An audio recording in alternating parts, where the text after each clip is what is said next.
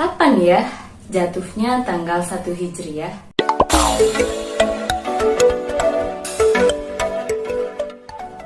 Halo adik-adik, Assalamualaikum warahmatullahi wabarakatuh. Perkenalkan, nama saya Faizatul Hurunin dari SMP Negeri 5 Kota Probolinggo. Nah, kali ini kita akan membahasnya di satu tema besar, yaitu tentang sejarah Nabi Muhammad SAW periode Madinah. Ada beberapa hal yang melatar belakangi kaum muslimin hijrah ke Madinah, yaitu yang pertama, dakwah Islam yang stagnan. Kita tahu bahwasanya Nabi Muhammad SAW lahir di kota Mekah dan Islam pun lahir di sana. Namun selama 13 tahun Nabi Muhammad SAW menyebarkan Islam di kota Mekah, tidak ada kemajuan yang signifikan. Bahkan kaum kafir Quraisy dan pemukanya, mereka malah memberikan tekanan, siksaan kepada para pengikut Nabi Muhammad SAW. Latar belakang yang kedua adalah adanya Baiat Aqobah. Baiat sendiri dalam bahasa Indonesia disebut sebagai perjanjian, yang mana dilakukan di Bukit Aqobah. Ada utusan dari daerah yang bernama Yasrib. Baiat pertama terdiri dari 7 orang, dan baiat yang kedua terdiri dari 75 orang.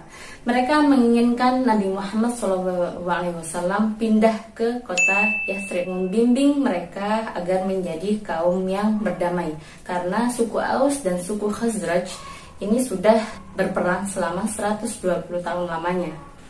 Karena beliau melihat adanya masa depan Islam di kota Yasrib ini, maka Rasulullah SAW memutuskan untuk memerintahkan seluruh kaum muslimin hijrah ke Yasrib.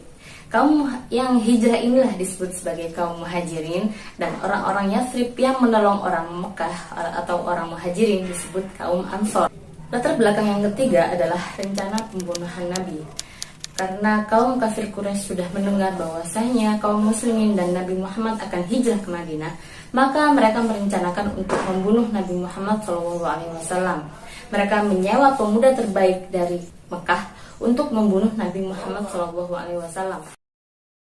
Lalu, apa yang Nabi Muhammad SAW lakukan ketika sampai di Madinah? Yang pertama, beliau membangun sebuah masjid. Kita tahu bahwasanya masjid zaman dahulu tidak hanya berfungsi sebagai tempat ibadah, namun juga berfungsi sebagai tempat berdiskusi, bermusyawarah, belajar agama, memutuskan suatu masalah. Bahkan masjid berfungsi sebagai pusat pemerintahan. Dari masjid inilah Rasulullah bersama sahabat berdiskusi untuk menyusun strategi perang dan lain sebagainya. Kemudian yang kedua, mempersaudarakan kaum muhajirin dan ansor. Kaum muhajirin adalah kaum yang berpindah dari Mekah ke Madinah. Mereka rela meninggalkan harta bendanya, sanak saudaranya untuk memperjuangkan agama Islam di tanah Madinah. Maka dari itu Rasulullah SAW menyeru kepada kaum ansor untuk menganggap kaum muhajirin sebagai saudara sendiri. Nah, inilah persaudaraan pertama yang berdasarkan agama. Karena sebelumnya bangsa Arab hanya mengenal persaudaraan berdasarkan suku dan darah saja. Dan inilah yang disebut dengan persaudaraan Islami atau ukhuwah Islamiyah. Kemudian yang ketiga adalah Rasulullah SAW membuat Piagam Madinah. Piagam Madinah berisi beberapa pasal dan aturan yang harus ditaati oleh kaum muslimin dan kaum non-muslim. Ilmuwan Inggris yang berdarah India, Muhammad Hamidullah, menyatakan bahwasanya Piagam Madinah adalah konstitusi demokratis modern pertama di dunia. Masya Allah sekali ya Rasulullah ini. Kemudian yang keempat adalah Rasulullah SAW mendirikan sebuah pasar di dekat Masjid Nabawi. Untuk apa? Karena dengan adanya pasar, Rasulullah ingin mendidik kaum muslimin untuk menggerakkan roda perekonomian berdasarkan ajaran agama Islam yang berprinsip keadilan dan kemakmuran. Nah anak-anak, setelah ini mari kita membaca dan memahami beberapa peristiwa besar yang terjadi pada periode Madinah dalam infografis ini. Silakan kalian membaca dan memahami dengan baik ya. Setelah kalian paham, yuk kita uji pemahaman kita dengan menjawab pertanyaan berikut ini. Yuk kita jawab pertanyaan yang pertama dari numerasi dulu ya. Perang Uhud terjadi 2 tahun setelah terjadinya Perang Badar. Benar atau salah?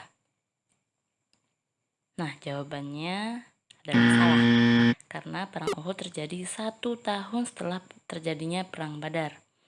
Kaum kafir Quraisy tidak terima dengan kekalahannya dan langsung mempersiapkan balas dendam di Perang Uhud 1 tahun setelahnya. Lanjut ke pertanyaan yang kedua. Sariyah terjadi 20 kali lebih banyak daripada Ghazwah. Benar atau salah? Jawabannya adalah benar ya, karena Sariyah terjadi 47 kali dan Ghazwah terjadi 27 kali.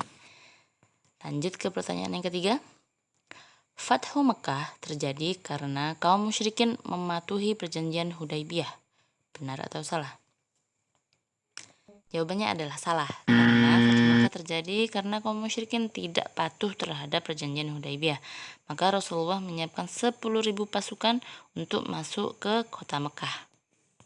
Pertanyaan yang keempat. Rasulullah Shallallahu Alaihi Wasallam berdakwah di Mekah selama 10 tahun dan berdakwah di Madinah selama 13 tahun. Benar atau salah? Jawabannya adalah salah, karena Rasulullah dakwah di Mekah selama 13 tahun dan dakwah di Madinah hanya selama 10 tahun. Pertanyaan yang kelima. Masjid Nabawi adalah masjid kedua yang dibangun oleh Rasulullah SAW. Benar atau salah? Jawabannya adalah benar ya, karena masjid yang pertama dibangun adalah Masjid Quba ketika beliau perjalanan ke hijrah ke Madinah. Pertanyaan yang keenam. Penanggalan Hijriyah dimulai saat kelahiran Nabi Muhammad SAW. Benar atau salah? Jawabannya adalah salah ya, karena penanggalan Hijriyah dimulai saat Nabi hijrah ke Madinah.